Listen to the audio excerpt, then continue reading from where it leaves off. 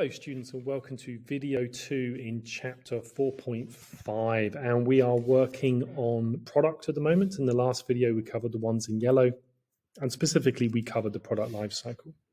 So onto this video we're going to look at something called extension strategies firstly. So an extension strategy is something that lengthens the maturity stage of the product lifecycle and prevents a decline in sales. So like we saw in the previous video, once the business goes through stage D, which is maturity, in theory, at some point, people will stop buying the product. Maybe something else comes along, which is better, or the technology becomes outdated. And then in theory, it's going to go into stage E, which is the decline stage. But what the business can do is they can use a strategy, do something different in order to try and get people buying the product again. And you see here, for example, release a new version of the product. And then suddenly people go, oh, it's a new version. So they start buying it again. But then you can see there's going to be a growth, there's going to be a maturity, but eventually that will then start going into decline. But here, if we then use another extension strategy, then we can boost sales again, etc. Maybe the sales go to a higher level up here, or they just go to a lower level, but lessen the decline. So what are strategies that the business can use? Well, there are loads of different ones. We're going to cover just a few here. So one I've mentioned already is a new version of the product. So for example, every year Apple releases a new version of the iPhone, and then suddenly people start buying it again. And so the iPhone's a really good example there. And maybe another one is adding a new feature. So we can add a better camera on a smartphone. Again, that's quite similar to a new version of the product, but as you release new versions, as you add features, then obviously it becomes a new product, if you like, and people, start buying it.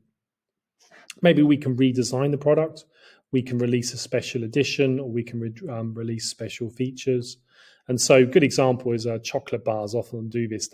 They might release a Halloween special or a Christmas special of their chocolate bars, and by releasing the special edition, people go, oh, look at that, that's different, when maybe it's the same bar or maybe it's slightly different.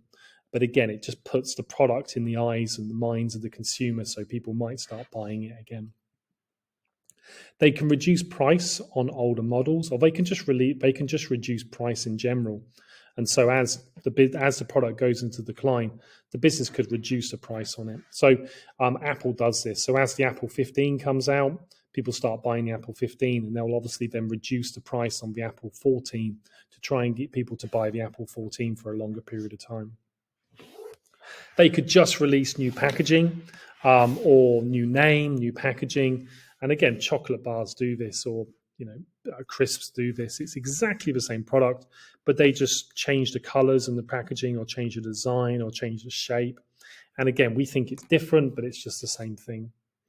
Or they could enter a new market. Now, the most example here is the selling the product in a different country. So, look at Starbucks. They've gone into lots of different countries around the world because, at some point the American coffee drinking market is saturated. So they move into other countries. Or they could get people to buy the product and use it more. And so one thing I've seen some cereal companies doing is they've got some adverts of people eating cereal at night. What they're trying to do is trying to get people to eat it not just for breakfast, but at different times of the day. So maybe they don't get new customers, but the customers that they do have are going to buy it more often. So those are some examples. There are loads more.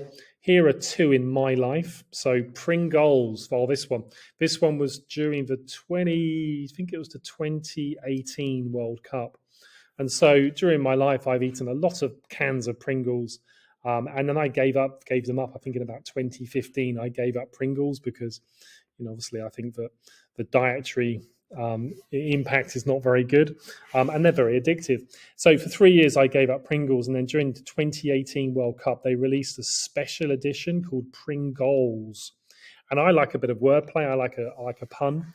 And they also released different flavors based on the different countries that had qualified for that World Cup. And I started buying them again. So this extension strategy was very effective on me, and I've given them up again. So hopefully they won't use another one like that. Another one is the PlayStation Classic. So this is a version of the PlayStation 1. I owned the PlayStation 1 back in the, early 90s, late 80s. I can't remember when. And it was quite big. And in 2018, they released a smaller version of the PlayStation 1. And it was kind of aimed at people my age, people who had that nostalgia. So last video, we looked at that product life cycle where it goes down, then it goes up because people have nostalgia towards it. Now, I never bought this one, but I think it was quite a good idea to do it. So some pros and cons of extension strategies. So on the pros side, in theory, it should be guaranteed increased revenue in the future. Now, obviously, it's not guaranteed. But for example, if there's a new Star Wars movie, they can be pretty confident that people are going to go and watch it. And so by extending the version of the current product, you've already got that, people already know that product. In this situation, they already know the Star Wars franchise. And so, it's a less risky version in order to boost profits. Alongside that, there's no need to create a whole new product. In this situation, there's no need to create a whole new world or franchise or whatever. And so it should be cheaper. And it's also relatively simple. Again, because there's no need to create anything brand new, they can just change the name, they can just change the packaging. In this situation, they obviously need to do a new story or a new film. But it's a lot more simple than having to do something from the beginning. The cons of doing it, well, obviously the costs involved. So making a new Star Wars film, still very, very expensive. And so they obviously need to design a new product or, these things down here, it is simple, yes, but in order to change the packaging, they still need to do that. And there are still costs involved. And then customers may see through the strategy. They could see it as a brand without new ideas. So, there are some films where they release like the 9th or 10th version. I'm not talking about Star Wars here, but at some point people go, well, can't they do something new? So the business has to be aware at what point does that happen and what point do they need to do something new. And also, you can see behind my head, they're taking money away from developing new products. So Disney are releasing new Star Wars films, but that money that they're spending on Star Wars could be used on something else. So there is that opportunity cost there. All right, on to the last thing for this chapter, which is the relationship between product lifecycle, investment, profit, and cash flow. And what this is going to do is look at the product lifecycle and look at the financial impact of the product along this cycle. So I've got this diagram here, which I'm going to explain, but I'm going to explain it by using this table here. So what we've got the 5 stages of the product lifecycle, and then we've got investment levels, sales, profit, and cash flow. So I'm just going to go through this in order. So the first stage, research and development, the investment levels. So the investment level is how much money they're spending on the product. Now, clearly here it's going to be very high because there's research and development, there's testing, there's prototypes, etc.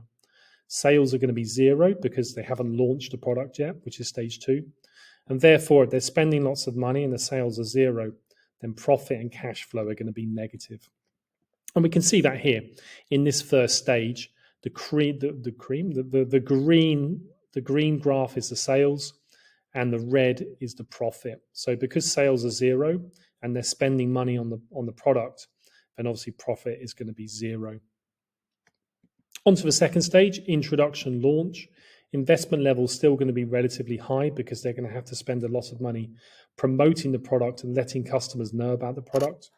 Sales are going to be low because they've just launched a product, and therefore profit's going to be negative and cash flow is going to be negative.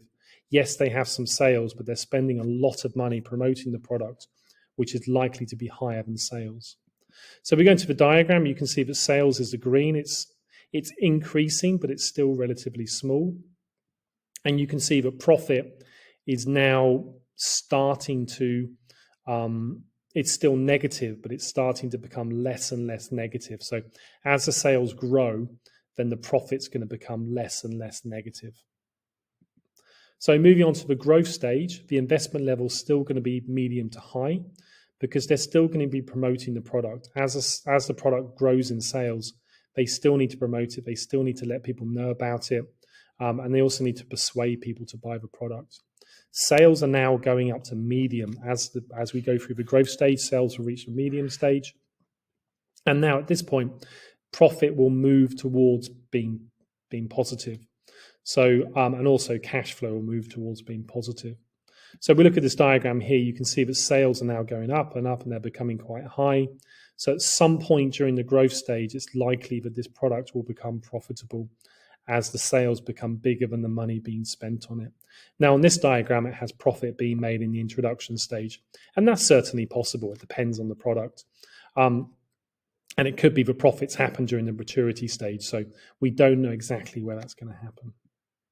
On to the fourth stage, maturity. Investment level, there's still going to be some promotion, but it's likely to be less.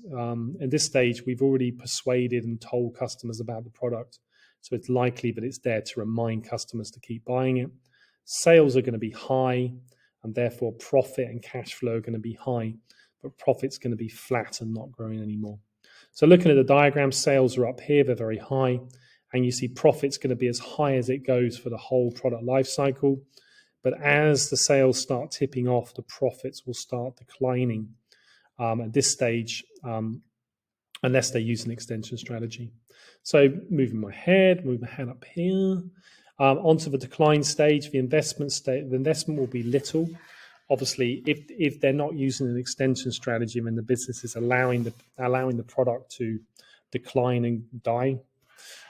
Sales will be falling, but here it's still going to be profitable. This is a bit confusing. The reason is because there are still sales. It's coming out in the maturity stage, so it's still going to be profitable, and they're not going to be spending much on promotion.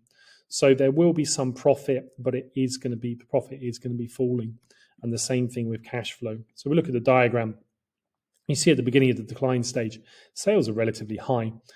So there is going to be some profit, but obviously this profit is going to go down over time. In theory, the profit should never go negative because then they're not spending any money on the product. But that will depend on the situation.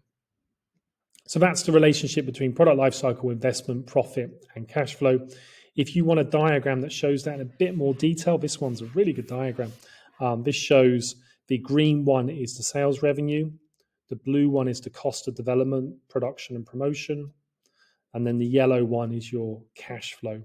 And so you can see that the profit is shown by this purple thing here, which is the difference between the revenue and the cost of production. So if you want to go into that in a bit more detail, there's some really good diagrams out there which show that.